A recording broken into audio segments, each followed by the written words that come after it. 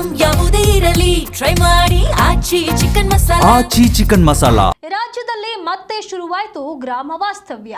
ರೈತರ ಅಹವಾಲು ಕೇಳಲು ವಾಸ್ತವ್ಯ ಮಾಡುತ್ತಿಲ್ಲ. ಸರ್ಕಾರದ ವಿರುದ್ಧ ಧ್ವನಿ ಎತ್ತಲು ಗ್ರಾಮ ವಾಸ್ತವ್ಯವನ್ನು ಮಾಡಲಾಗ್ತಾ ಇದೆ.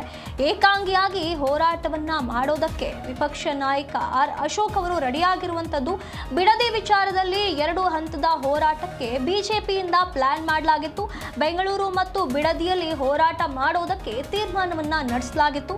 ಬಿಜೆಪಿ ಈ ಹೋರಾಟವನ್ನ ಮುಂದೂಡಿಕೆ ಮಾಡ್ತಾ ಇದ್ದಂತೆ ಏಕಾಂಗಿಯಾಗಿ ಹೋರಾಟವನ್ನ ನಡೆಸೋದಕ್ಕೆ ಆರ್ ಅಶೋಕ್ ಸಜ್ಜಾಗಿದ್ದಾರೆ. ಏಕಾಂಗಿಯಾಗಿ ಬಿಡದಿ ಹೋರಾಟಕ್ಕೆ ಮತ್ತೆ ಅಡಿ ಇಟ್ಟಿದ್ದಾರೆ ವಿಪಕ್ಷ ನಾಯಕ ಆರ್ ಅಶೋಕ್. ಈ ಬಾರಿ 2 ದಿನಗಳ ಕಾಲ ಬಿಡದಿಯಲ್ಲಿ ಗ್ರಾಮ ವಾಸ್ತವ್ಯವನ್ನ ಹೂಡಲಿದ್ದಾರೆ. ರೈತರೊಂದಿಗೆ 2 ದಿನಗಳ ಕಾಲ ಕಳೆಯಲಿದ್ದಾರೆ ವಿಪಕ್ಷ ನಾಯಕ. ಮೊದಲ ದಿನ ಹಳ್ಳಿಗಳಲ್ಲಿ ಪಾದಯಾತ್ರೆ ಮಾಡಿ 2ನೇ ದಿನ ಎತ್ತಿನ ಗಾಡಿಯಲ್ಲಿ ಗ್ರಾಮಗಳಿಗೆ ಭೇಟಿ ನೀಡಲಿದ್ದಾರೆ.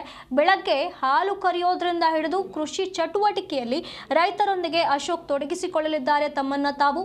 ಈ ಮೂಲಕ ಬರಡು ಭೂಮಿಯಲ್ಲ ಫಲವತ್ತಾದ ಭೂಮಿ ಅಂತ ಹೇಳಿ ಸರ್ಕಾರಕ್ಕೆ ತಿರುಗೇಟು ನೀಡೋದಕ್ಕೆ ಈಗ ಸಾಮ್ರಾಟ್ ರೆಡಿ ಆಗ್ತಾ ಇರುವಂತದ್ದು. ಬಿಜೆಪಿಯಿಂದ ಏನು 2 ಹಂತದ ಹೋರಾಟವನ್ನ ನಡೆಸಬೇಕು ಅಂತ ಹೇಳಿ ತೀರ್ಮಾನ ಮಾಡಲಾಗಿತ್ತು. ಅದನ್ನ ಬಿಜೆಪಿ ಮುಂದೂಡ್ತಾ ಇದ್ದಂತೆ ಈಗ ಅಶೋಕ್ ಏಕಾಂಗಿಯಾಗಿ ಹೋಗಿ ಈ ಒಂದು ಹೋರಾಟವನ್ನ ನಡೆಸೋದಕ್ಕೆ ಸಜ್ಜಾಗಿರುವಂತದ್ದು. ಬಿಡದಿಯಲ್ಲಿ ರೈತರೊಂದಿಗೆ ಸೇರಿ ಈ ಒಂದು ಹೋರಾಟವನ್ನ ನಡೆಸಬೇಕು ಅಂತ ಹೇಳಿ ಆರ್ ಅಶೋಕ್ ಅವರು ತಯಾರಾಗಿರುವಂತದ್ದು.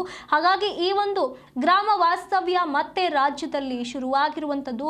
ಸರ್ಕಾರದ ವಿರುದ್ಧ ಧ್ವನಿ ಎತ್ತೋದಕ್ಕೆ ಈ ಒಂದು ಗ್ರಾಮ ವಾಸ್ತವ್ಯ ಮಾಡಲಾಗ್ತಾ ಇದೆ ಅಂತ ಹೇಳಲಾಗ್ತಿದೆ.